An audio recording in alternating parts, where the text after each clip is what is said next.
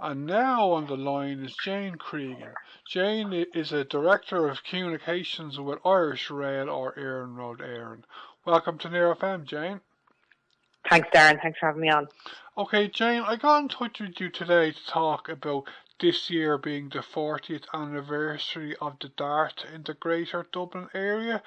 This is a big question, Jane, but before we talk about the plans for the DART for the future, can you give me a bit of a summary, please, of the history and evolution of the DART over the last 40 years? So the DART started in July 1984 between Bray and Howth. It was revolutionary at the time because it was operated by all electric trains. This would have been a very new concept in the railway industry at that time. Prior to this, there was very elderly carriages that were still from the 1950s. In fact, they were operating on this route. There was very little services operating, and it was really well past its sell-by date. But this was a major investment that the government made into public transport in the Greater Dublin Area, and it went on to be a great success. In 2000, the line was extended to Greystones and to Malahide, and we had new stations opening at Portmarnock as well at that time. We also had a new station in, I think, 2007 in Grand Canal Dock. Clongriffin was in 2010, and the newest DART station at Woodbrook is under construction, and that's due to open next year. So I suppose it's been a great public transport success story for Dublin. There's been 670 million passenger journeys have been taken on the DART throughout its 40 years, and as you said, we're about to expand, so it's an exciting time for DART. Okay, and I believe that I was reading this on the internet yesterday when I was researching for our interview, but I believe that bearing in mind how economically poor Ireland was in the 1980s, that a lot or some people were actually opposed to the introduction of the DART in the 1980s, were they?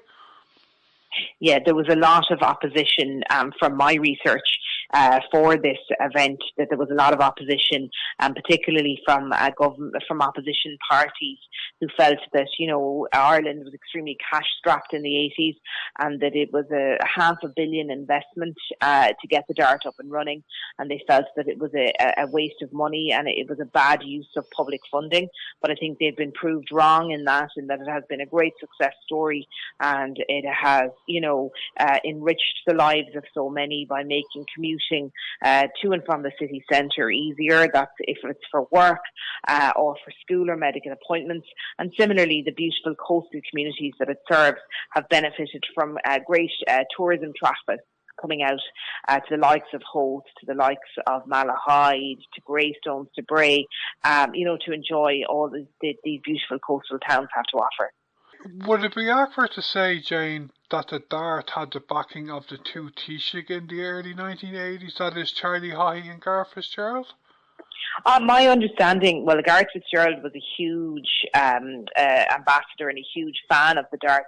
When it opened, he was the Taoiseach at the time, and he was very much of the opinion that it was a good idea to get this public transport up and running. My understanding, again, is that maybe prior to that, before he was Taoiseach, he would have had some opposition to the fact that half of the hinterland of the DART was uninhabitable because it's the sea. But I think because we had the existing rail line there, if we were to build a brand new rail line through the city centre to other locations, there would have been property implications that would have been very difficult to overcome. So I suppose the fact that the infrastructure was already there, it just needed to be upgraded, was a positive. I'm not sure about Charlie Haughey, to be honest. I wouldn't have known, but I do know about Garth Fitzgerald. Okay, this is not a new story. New story. I realise, Jane, and you've already mentioned it. But yourselves and Irish Rail have big plans for the future with the DART over the next few years. Can you tell me more about this? So we are currently embarking on a expansion of the Dart known as Dart Plus, and this will double the amount of electrified track in the Greater Dublin area, and it will treble capacity. So there's various projects that are underway. The first is Dart Plus West, which is from the city centre to Maynooth, electrification of that route, and M3 Parkway as well. And then the second is Dart Plus Southwest, which is from the city centre to Hazel Hatch and Selbridge. And then the final project is Dart Coastal, so that's divided into Dart Coastal North, which will go as far as Drogheda, and Dart Coastal South, which is infrastructure enhancements to provide additional capacity between Greystones and the city centre. We also have another standalone project known as the Wicklow Capacity Enhancement Study that's underway to look at improving services to and from Wicklow. So that's also underway. So, it's an exciting time for us here in Iarnród Éireann, because we're going to be bringing Dart services to new and existing communities along those routes, and it's also going to contribute to our climate action plans, to reduce the amount of carbon that is coming out into the atmosphere. That's both through the reduction in the use of private car because of the increased frequency and capacity of services, but also the fact that we will be switching the majority of our services in the Greater Dublin area to electrified or battery electrified services. So diesel trains in that area will start to phase out when our new fleet starts to come in. Now, that's not going to happen overnight. It's going to take some time. But, we're all moving in the right direction. Obviously, we all have responsibilities, to tackle the climate change challenges that we face. Okay, that's great to hear. You've just after answering a couple of questions that I had. Okay, Jane, I live beside the Castleknock and Kilmine railway stations, which are on the Maynooth line, which Dart is going to cover. Can you tell me, Jane, if there will be much intrusion into the operation of the current Maynooth railway service on that line when it is getting upgraded to the Dart? So I suppose it's probably too early to give details of the construction plan. You may be aware that on board Planola granted planning just in the last number of weeks for Dart Plus West.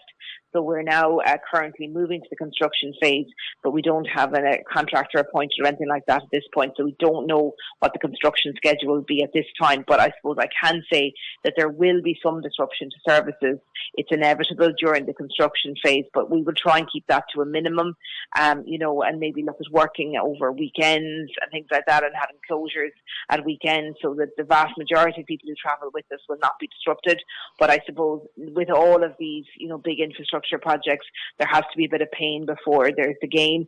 And, the gain will be brilliant for people in the area, because they will have a Dart service that will be much more frequent than the current Maynooth service that's operating. And I suppose the other area is the infrastructure upgrades, is the elimination of level crossings in the locations, particularly in Castleknock, in Clonsilla, Porterstown, Ashtown, and Barberstown. So, the removal of those level crossings will not happen until the full infrastructure is in place, the replacement bridges, and we also will have an underpass Ashtown, and we also will have revised traffic measures in the Castleknock area to facilitate the closure of those crossings. Okay, that's great, Jane. You already answered a couple of questions that I had planned to ask you.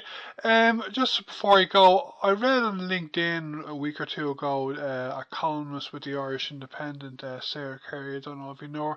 She was kind of complaining casually that she was on the Dart a couple of times recently, and John Way with the official languages we have to have bilingual signage. She was saying that her experience on the Dart was that some of it was just in Irish. Is that actually the case, or is she mistaken, or what's the story? No, unless there was a malfunction on the Dart she was on, but under the Official Languages Act, we have to have all of our signage and all of our customer communications in both Irish and English. Now, the Irish is first and the English is second, and that's what the That's what the legislation outlines. So, we fulfill our obligations under that, but there would not be a situation where there would be no English, definitely not. It would be Irish and then English, and maybe there may have been a malfunction on the one service that she was on, but that is not generally the case.